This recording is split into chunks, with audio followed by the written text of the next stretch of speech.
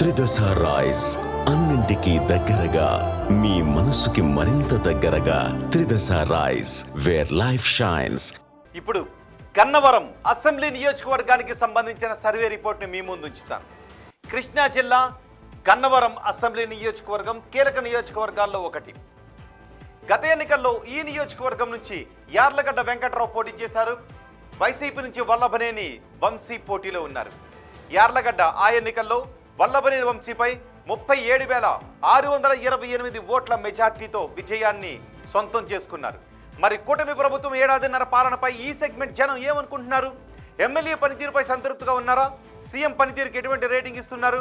నారా లోకేష్, పవన్ కళ్యాణ్, జగన్ గురించి ఈ నియోజకవర్గ ప్రజలు ఏమనుకుంటున్నారు? ఓవరాల్గా కూటమి ప్రభుత్వంపై జనం మాట ఏంటి? బిగ్ టీవీ ఎక్స్క్లూజివ్ సర్వే రిపోర్ట్లో చూద్దాం. ముందుగా ఎన్నికల సమయంలో గన్నవరం నియోజకవర్గ ప్రజలకు యార్లగడ్డ ఇచ్చిన హామీలు ఒకసారి చూద్దాం. ఇవే ఎన్నికల సమయంలో ఈ నియోజకవర్గ ప్రజలకు ఇచ్చిన హామీలు.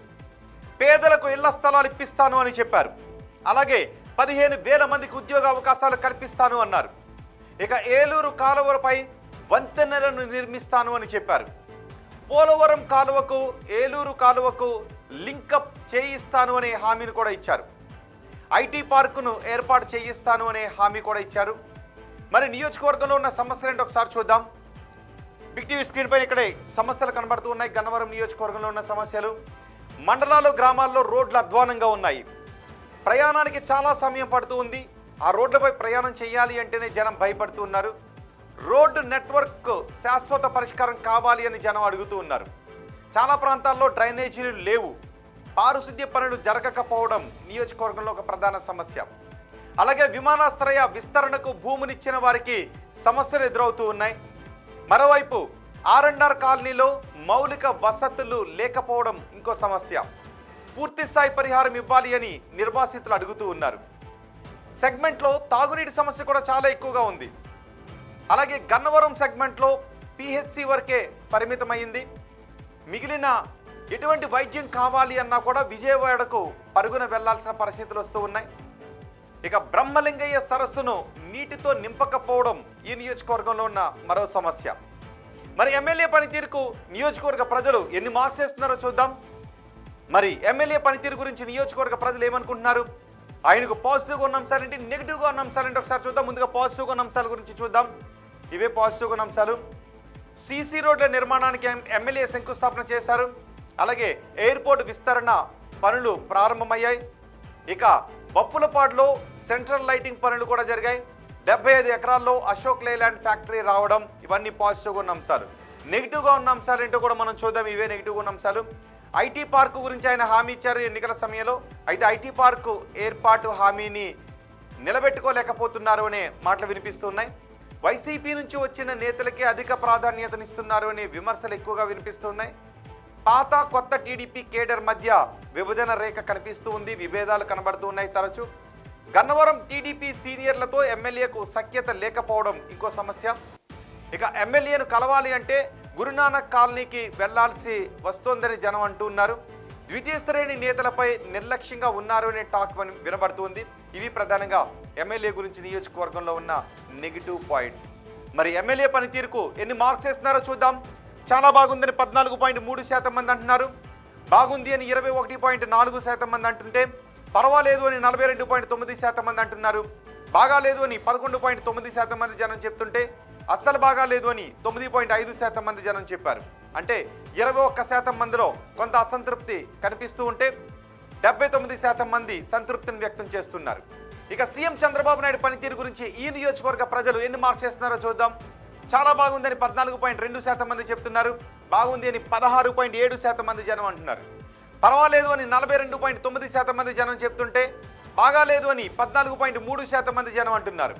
అస్సలు బాగాలేదు అని 11.9% మంది జనం చెప్తున్నారు. అంటే 26% మంది అసంతృప్తిని వ్యక్తం చేస్తూ ఉంటే 74% మంది సంతృప్తిని వ్యక్తం చేస్తున్నారు.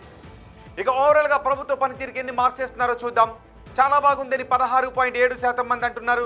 బాగుంది అని 19% మంది చెప్తున్నారు. పర్వాలేదు అని 40.5% మంది అంటుంటే, బాగాలేదు అని 14.3% మంది అంటున్నారు. అస్సలు బాగాలేదు అని 9.5% మంది జనం అంటున్నారు. అంటే 23% మంది అసంతృప్తిని వ్యక్తం చేస్తూ ఉంటే 77% మంది సంతృప్తిని వ్యక్తం చేస్తూ ఉన్నారు. ఇక ప్రతిపక్ష నేత జగన్ పనితీరుకి ఎన్ని మార్క్స్ ఇస్తున్నారో చూద్దాం. చాలా బాగుందని 9.5% మంది అంటున్నారు. బాగుంది అని 16.7% మంది జనం చెప్తున్నారు.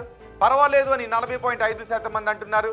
బాగా లేదు అని 21.4% మంది అంటుంటే అస్సలు బాగాలేదు అని 11.9% మంది జనం అంటున్నారు.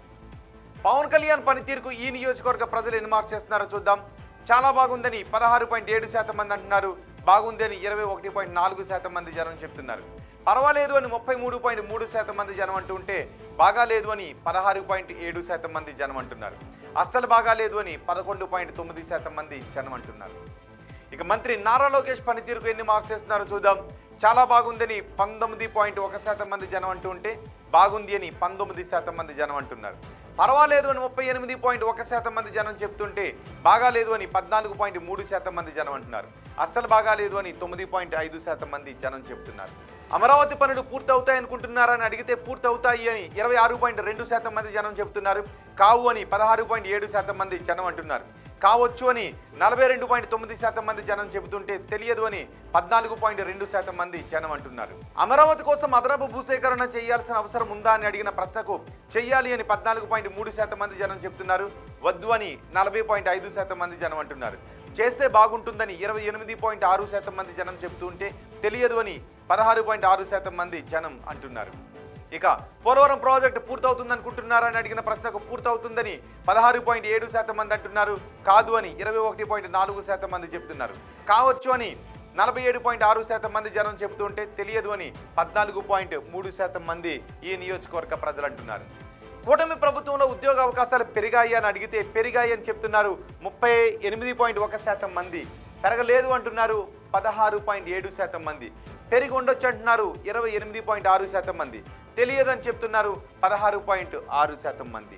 ఇక వచ్చే ఎన్నికల్లో వైసీపీ అధికారంలోకి వస్తుంది అనుకుంటున్నారని అడిగితే వస్తుంది అని 19% మంది జనం చెప్తుంటే రాదు అని 28.6% మంది అంటున్నారు.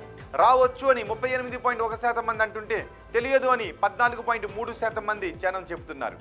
అలాగే చంద్రబాబు తర్వాత ముఖ్యమంత్రిగా ఎవరైతే బాగుంటుందని అడిగితే పవన్ కళ్యాణ్ అయితే బాగుంటుందని 19% మంది జనం చెప్పారు. నారా లోకేష్ అయితే బాగుంటుందని 54.8% మంది జనం అన్నారు. తెలియదు అని 26.2% మంది జనం చెప్పారు. ఇవి గన్నవరం నియోజకవర్గానికి సంబంధించిన survey report, AP progress card.